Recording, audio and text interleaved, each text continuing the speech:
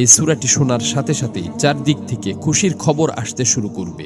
এই সূরাটি মূলত তারাই শুনবেন যারা খুবই অভাবে আছেন, কষ্টে আছেন, কোনোভাবেই যাদের মনের আশা পূরণ হচ্ছে না, যারা গরিবি দূর করতে চান, ঋণ পরিশোধ করতে চান, এবং যারা চাকরি হারিয়ে দিশেহারা হয়ে পড়েছেন, কোনোভাবেই কোনো মাধ্যম খুঁজে পাচ্ছেন না। আজকের এই গুরুত্বপূর্ণ সূরাটি শুধুমাত্র তাদের জন্যই। কষ্ট করে সূরাটি আপনারা মনোযোগ দিয়ে প্রথম থেকে শেষ পর্যন্ত শুনুন। ইনশাআল্লাহ এই সূরাটি শোনার উসিলায় আপনাদের সকল অভাব অনটন গায়েব থেকে দূর হয়ে যাবে, সকল ঋণ পরিশোধের ব্যবস্থা হয়ে যাবে, মনের সকল অপূর্ণ আশা আকাঙ্ক্ষাগুলো পূরণ হয়ে যাবে। আপনি যা চাইবেন সাথে সাথে তাই কবুল হবে ইনশাআল্লাহ। প্রিয় বন্ধুরা, আল্লাহ পাক চাইলে সবকিছুই সম্ভব। এজন্য আল্লাহ তাআলার কোরআন মাজিদের সর্বশ্রেষ্ঠ এই সূরাটি শুনতে শুনতে আপনার মনের সকল নিয়ত, মনোবাসনা ও জীবনের সকল চাওয়াগুলো আল্লাহ তাআলার কাছে মনে মনে দোয়ার মাধ্যমে তুলে ধরবেন। আল্লাহ চান তো মুহূর্তেই আপনার জীবনটা পরিবর্তন হয়ে যাবে। প্রিয় বন্ধুরা, জীবনে তো অনেক প্রচেষ্টাই করেছেন, একবার না হয় কোরআন মাজিদের এই সূরাটির উপর বিশ্বাস রেখে প্রথম থেকে শেষ পর্যন্ত শুনলেন।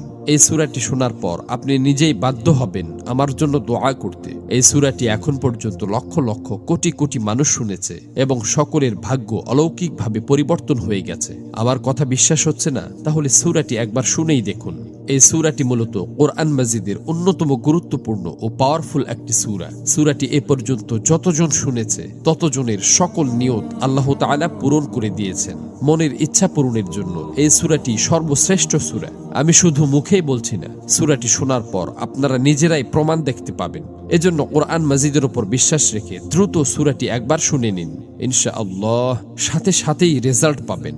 মহান আল্লাহর কাছে দোয়া করি, হে আল্লাহ, যারা যে নিয়তে যে উদ্দেশ্যে এই সূরাটি সম্পূর্ণ শুনেছে এবং শুনবে, আপনি তাদের জীবনের সকল উদ্দেশ্য এবং মনের সকল আশা আকাঙ্ক্ষা গায়েব থেকে পূরণ করে দিন। আমিন। কমেন্ট বক্সে আপনিও আমিন লিখে উন্মুক্ত দোয়ায় শরীক থাকুন, কেননা কে জানে যে কার মুখ থেকে বলা আমিন কখন কবুল হয়ে যায়। তো চলুন সূরাটি শুনে নেওয়া যাক। أعوذ بالله من الشيطان الرجيم بسم الله الرحمن الرحيم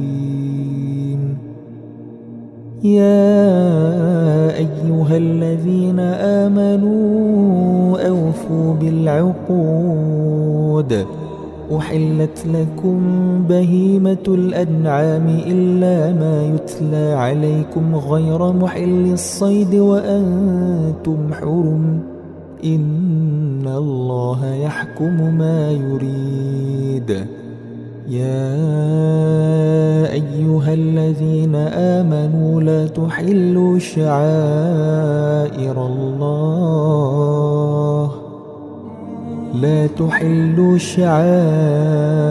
الله ولا الشهر الحرام ولا الهدي ولا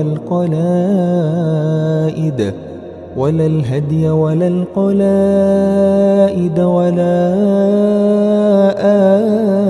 آمين البيت الحرام يبتغون فضلا من ربهم ورضوانا وإذا حللتم فاصطادوا ولا يجرمنكم شنآن قوم أن صدوكم عن المسجد الحرام أن تعتدوا